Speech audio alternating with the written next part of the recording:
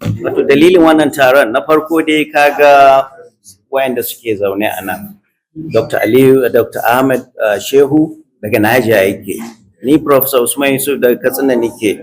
Dr. Bilkisu Aniyangi daga Kwara take. Dr. Aliyu Tilde daga Bauchi yake. Dr. Hakim Baba Ahmed daga Kaduna yake. Dukanmu 'yan arewa ne. Ba wai daga sama muka sauko ba, kuma a jihohinmu duk muna da matsalolin rashin tsaro. Dukanmu. Niger ta tabarbare, Katsina, Kwara ga ta haka, Bauchi tana shiga, Kaduna duk haka. Saboda haka muka zauna, mu ba ƙananan mutane bane, ba za mu zauna ana ta surutu a TikTok ana nema a kawo husuma tsakaninmu ba. A arewa tsakanin musulmai da kristoci mun daɗe tun kafin a haife mu ana zaune lafiya. To an kawo wannan abin da ake so a kawo mana rarrabuwa. To za mu zauna mu naɗa hannunmu. Gobe kiyama Allah zai tambaye mu, muna da haƙƙi. To haƙƙin ne muka zo muka sauke. Dole muka taru nan mu yi ma al'umma magana cewa duk wannan abin da ake kawowa, mu da tije muna gaya ma jama'a cewa bai kamata hankali ya tashi ba.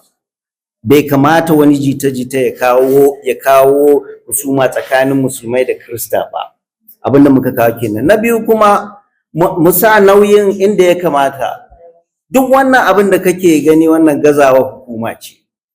Daga gwamnatin tarayya zuwa gwamnatin jihohi, don su Allah ya azama haƙƙin su kare jama'a, su kuma kundin tsarin mulki ya azama haƙƙi su kare jama'a. Ana ta kashe-kashe, sannan wannan bangare ya ce wai an kashe nasu, an sa al'umma gardama don hukuma ta gaza. Abin da muke gaya ma al'umma cewa a kwantar da hankali, mu da tije mun shigo muna magana tsakaninmu, muna magana da manya-manyan malamai, muna magana da sarakuna, muna magana da gwamnati cewa kada wannan abin ya kawo wani rarrabuwa ko wani faɗa tsakanin musulmai da kirista. Bai kamata ba. Mu aza nauyi inda ya kamata. Gwamnati kun gaza, ku ya kamata ku kare al'umma, ana kashe-kashe duk shekarun nan ba ku yi ba. Kuma mu gaya ma America cewa mu wannan ƙasar Najeriya ƙasa ce wadda ke zaune da kanta. Abubuwan da duk aka je aka gaya masu ba gaskiya ba ne. Kada su sake su shigo su yi katsalandan, su shigo Najeriya ko su shigo arewa ko su shigo yaƙi. Bai kamata ba. To in ba a zauna an yi magana tun da farko, sai abu ya taɓarɓare. Shi yasa muka fito mu yi magana, kuma maganar da muka yi kenan. Na ɗaya, cewa mu mun taru mu gaya ma al'umma a kwantar da hankali. Na biyu, cewa wannan gazawa hukuma ce, daga hukumar tarayya zuwa hukumar jihohi. Shi yasa ake kakkashe mutane. Har wayannan su ce ba a kashe, an kashe namu, ba a kashe namu ba, an zo an samu gardama. Duk rai wannan halitta Allah ce. Kuma ni likita ne, yau shekara ta 43 likita.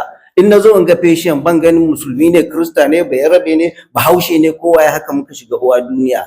Shi yasa muka shigo. Duk mahaluki halitta Allah ce. Saboda haka mu ba za mu zauna ana ce mana an kashe musulmi, an kashe bayarabe, an kashe banife, an kashe wannan. Duk rai ne, ran kowa. Kuma Allah ya azama shugabanni haƙƙi da ba su saukar da wannan haƙƙin ba. Saboda haka al'ummar Najeriya muna gaya muku, kowa ya kwantar da hankalin shi. Dattijai sun shigo, muna magana da manya-manyan sarakuna, manya-manyan malamai, 'yan uwanmu Kiristoci da gwamnati, cewa kada mu bari wannan abun ya zo ya kawo husuma tsakaninmu.